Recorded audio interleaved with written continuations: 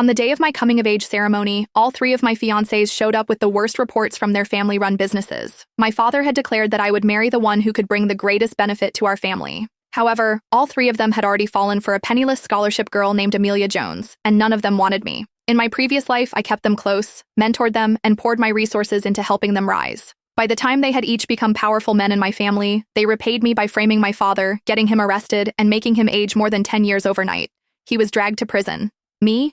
They hired a crew of street thugs to brutalize me, leaving me to die while my private photos spread across the internet. As life slipped away, I heard their sneering voices. Did you really think we ever liked you? Everything we did was for Amelia. If you hadn't chained us to your side, we'd have married her long ago. We'd have a house full of kids by now. You and your father ruined her future. She couldn't afford college because of you. She had no choice but to jump. Then I opened my eyes. Reborn on the very day of my coming-of-age ceremony. I pulled my father aside, looked him in the eye, and said, I'm an adult now. Throw them out. Strip them of every business and every asset we gave them. I'm not choosing any of them. I chose Bruce Sullivan, the Don of the Sullivan family. My father, Howard Chapman, stared at me, his eyes wide with disbelief. You threw a fit when I suggested marrying you off to the Sullivans, insisting on breaking it off with Bruce. What's changed your mind now?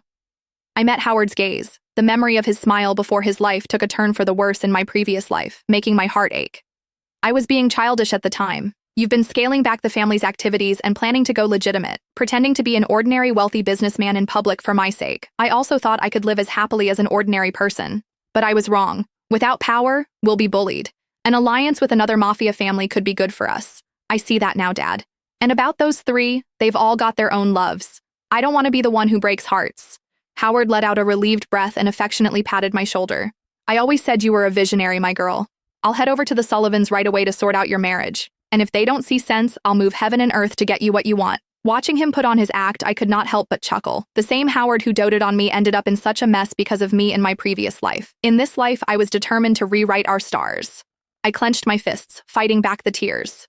Before I could speak again, the door flew open, and the three men stormed in, encircling me. Yoel Henderson, right in front of me, gripped my shoulders with urgency, his fingers pressing so hard I winced. Shirley, you've got to tell me. Who are you choosing?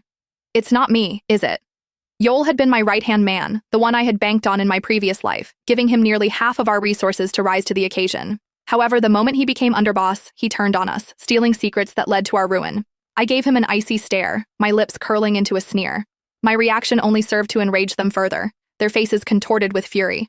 Surely it doesn't matter who you pick. We're not sticking around, one spat out. I'll see to it that you end up all alone.